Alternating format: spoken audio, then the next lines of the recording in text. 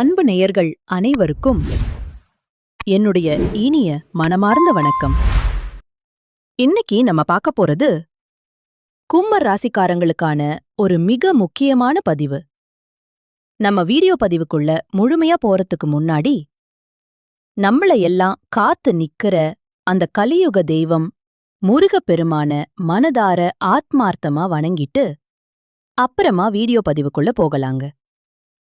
ஓம் முருகா போற்றி, ஓம் முருகா போற்றி, ஓம் முருகா போற்றி.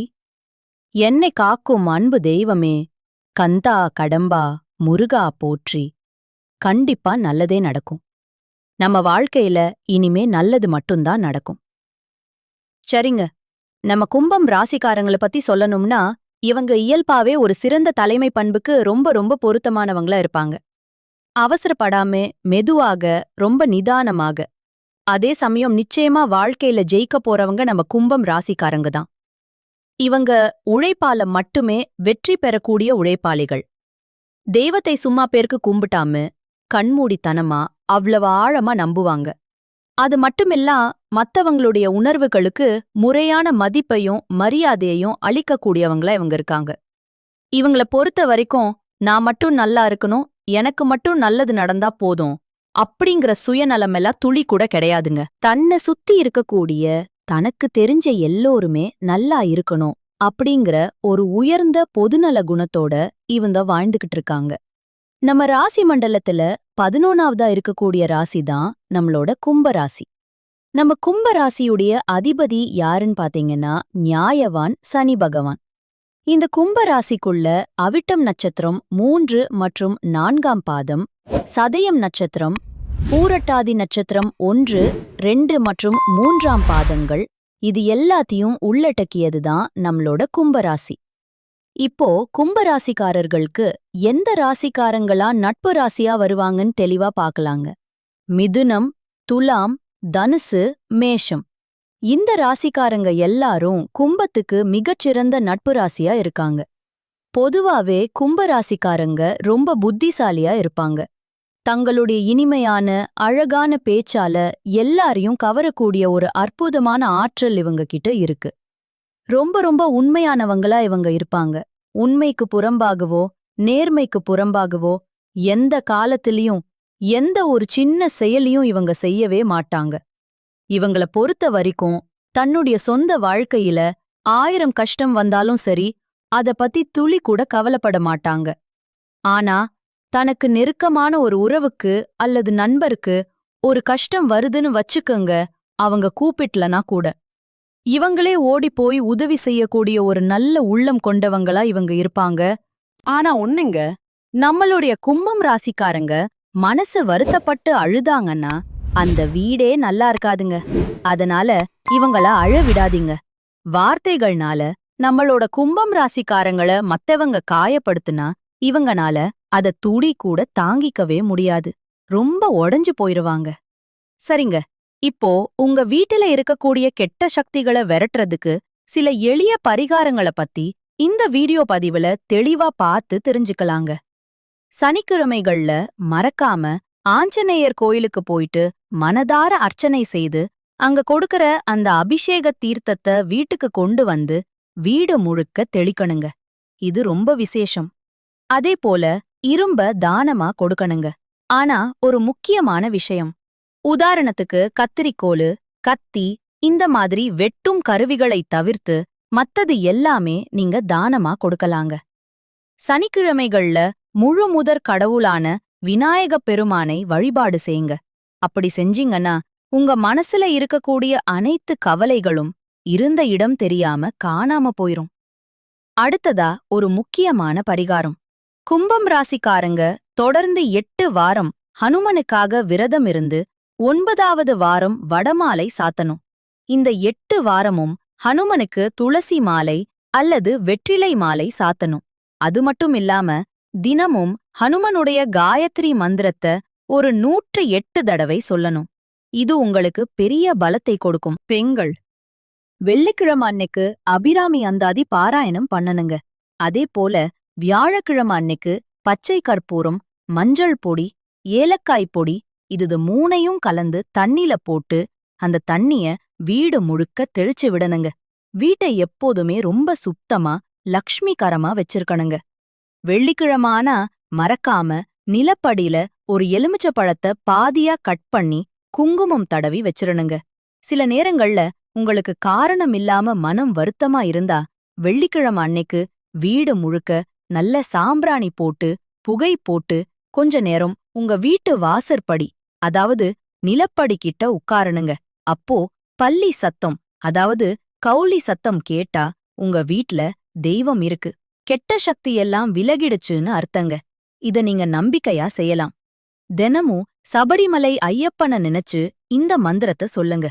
பொண்ணு 18ஆம் படிமேல் வாழும் வில்லாளி வீரன் வீரமணி கண்டன் காசி ராமேஸ்வரம் பாண்டி மலையாளும் அடக்கியாளும் ஓம் ஸ்ரீ ஹரிஹரசுதன் ஆனந்த சித்தன் ஐயன் ஐயப்ப சுவாமியே சரணமையப்பா என்ற இந்த சக்தி வாய்ந்த மந்திரத்தை சொல்லணுங்க.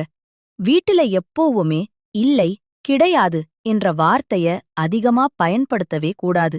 அமங்கலமான வார்த்தைகளையும் கெட்ட வார்த்தைகளையும் பேசுறத நீங்க சுத்தமா தவிர்த்திரணுங்க. உங்களுக்கு கடுமையான தோஷம், தொழில்ல தீராத நஷ்டம், குடும்பத்தில தாங்க முடியாத பிரச்சனை இருந்தா ஒரு பசுமாட்டையும் அதோட கன்றுக்குட்டியையும் உங்க வீட்டுக்கு முறைப்படி அழைத்து வந்து கோமாதா பூஜை பண்ணனுங்க. அந்த பசுவுக்கு மஞ்சள் தடவி குங்குமம் வச்சு புது புடவை சாத்தி மாலை போட்டு பச்சரிசி வெல்லம் வாழைப்பழம் இப்படி அதுக்கு பிடிச்சதெல்லாம் சேர்த்து கொடுக்கணும். தூப தீபங்கள் காட்டி நமஸ்காரம் பண்ணிக்கொணுங்க. இத செஞ்சு பாருங்க, உங்க வாழ்க்கையில கண்டிப்பா நல்லதுதாங்க நடக்கும். கெட்டதுங்கிற பேச்சுக்கே அங்க துளி கூட இடம் கிடையாதுங்க. இனி வரக்கூடிய காலங்கள்ல உங்க வாழ்க்கையே ஒரு சொர்க்க வாழ்க்கையா மாறப்போகுதுங்க. அடுத்ததா உங்கள் வீட்டில் தீய சக்திகள் இருந்தா அத விரட்ட நீங்க வீட்ல என்னென்ன தெய்வ புகைப்படங்களை வைக்கலாம் அப்படிங்கறத பத்தி தெளிவா தெரிஞ்சுக்கலாங்க. முதலாவதா காஞ்சி காமாட்சி அம்மன். தீய சக்திகளை அழிக்கக்கூடிய பெரிய சக்தி இந்த தெய்வத்துக்கு இருக்கு. இவங்கள வீட்ல வச்சா அது உங்களுக்கு தைரியம் மற்றும் பாதுகாப்பை தரக்கூடியதா இருக்கும். அடுத்தது காளி மற்றும் பத்ரகாளி.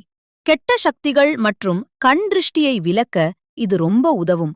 உங்களுக்கு இருக்கிற பயம் தடைகளை நீக்க இது உதவும். அடுத்தது மகாவிஷ்ணு. இவர் மன அமைதி மற்றும் பாதுகாப்பு தரக்கூடிய தெய்வம். உங்களுக்குள்ள இருக்கிற எதிர்மறை எண்ணங்களை குறைக்கறதுக்கு இந்த தெய்வம் உங்களுக்கு பாதுகாப்பா இருக்கும். அடுத்தது ஆஞ்சநேயர். தீய ஆவிகள் பயம் விலக நம்மளுக்கு ஆஞ்சநேயர் எப்பவும் துணையா இருப்பாரு. வீட்டை சுத்தமா வைக்கணும்ல, தீப்பையா இருப்பாரு. வீட்டை காக்கக்கூடிய காவல் தெய்வமா இவர் இருப்பாரு. அப்புறம் பைரவர். இவரு இரவு நேரத்துல வரக்கூடிய எதிர்மறை சக்திகளை விலக்கக்கூடியவரா இருக்காரு. வீட்டு சுற்றுப்புற பாதுகாப்புக்கு பைரவர் பாதுகாப்பா இருப்பாரு. அடுத்தது நரசிம்மர். தீய சக்திகளை வேரோடு முற்றிலும் அழிக்கக்கூடிய சக்தி இவருக்கு இருக்கு. மிக சக்தி வாய்ந்த ஒரு பாதுகாப்பு தெய்வமா இவர் இருக்காரு. கடைசியா சாய்பாபா. இவர் மன அமைதிய அழிக்கக்கூடிய தெய்வமா இருக்காரு. தீய எண்ணங்கள் கவலைகளை விலக்க இவர் உங்களுக்கு துணையா இருப்பாருங்க. வடகிழக்கு மூலையில நீங்க இந்த தெய்வ புகைப்படங்கள் எல்லாம் வைக்கலாங்க.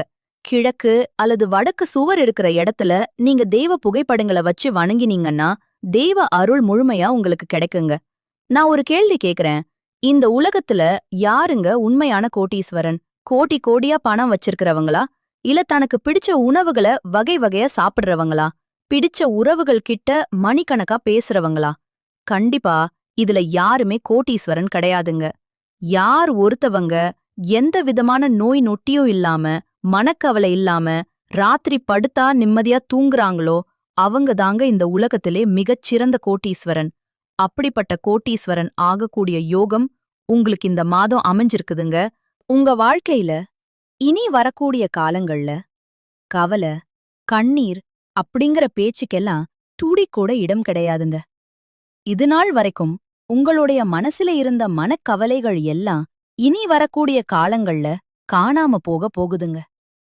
நீங்க ரொம்ப சந்தோஷமான ஒரு ஆரோக்கியமான வாழ்க்கைய இனி வரக்கூடிய காலங்கள்ல வாழப் போறீங்க. உங்க வாழ்க்கையில சந்தோஷம் என்னைக்கும் நிலைச்சிருக்க போகுதுங்க. நிறைய பேர் குலதெய்வம் எங்கேயோ இருக்குது, என்னமோ இருக்குது அப்படின்னெல்லாம் நீங்க நினைக்க வேண்டாங்க. நீங்க எங்க இருந்தாலும் ஒரு தீபம் ஏத்தி வச்சு அந்த தீப ஒளியில தெய்வங்கள் இருக்கறாங்க அப்படின்னு மனசார நினைச்சு வழிபாடு செய்யுங்க. எனக்கு குலதெய்வமே தெரியாதுங்க அப்படின்னு சொல்றவங்க கூட தெரியாவிட்டாலும் பரவாயில்ல, வீட்டில தீபம் ஏற்றி வச்சு ஏதாவது ஒரு நல்ல நாள்ல எங்க குலதெய்வமே எங்கள காப்பாத்து அப்படின்னு நினைச்சு வழிபாடு செய்யுங்க. குலதெய்வ வழிபாடு. குலம் காக்குங்க, குலம் தழைக்கும். எப்பவும் முதல்ல குலதெய்வம், அப்புறம் இஷ்டப்பட்ட தெய்வம், அப்புறம்தான் உங்களுக்கு விருப்பப்பட்ட மத்த தெய்வங்க. எந்த கோயிலுக்கு போனாலும் என்ன பண்ணாலும் ஏற்றம் இல்ல அப்படின்னு நீங்க சொல்லுவீங்க. தினமும் காலையில எந்திரிச்ச உடனே சூரிய பகவானுக்கு ஒரு நமஸ்காரம் பண்ணுங்க. அவங்களுடைய அனுக்கிரகம் இருந்தா போதும். மற்ற கிரகங்கள் எல்லாம் சாதகமா இல்லனா கூட பரவாயில்ல. அந்த சூரியனுடைய பிரகாசம் உங்க வாழ்க்கையவே பிரகாசமா மாத்திருங்க. அந்த வெளிச்சம் உங்களை வந்து சேருங்க. உங்க வாழ்க்கையில இருக்கக்கூடிய கண்ணீர் எல்லாம் கரைஞ்சு போயிருங்க. அடுத்ததாக ஒவ்வொரு நட்சத்திரக்காரர்களுக்கும் இந்த மாதம் எப்படி இருக்குன்னு தனித்தனியா பார்க்கலாங்க. முதலாவதா நம்மளுடைய கும்பம் ராசியில் இருக்கக்கூடிய முதல் நட்சத்திரம் அவிட்டம் 3 மற்றும் 4ஆம் பாதம்.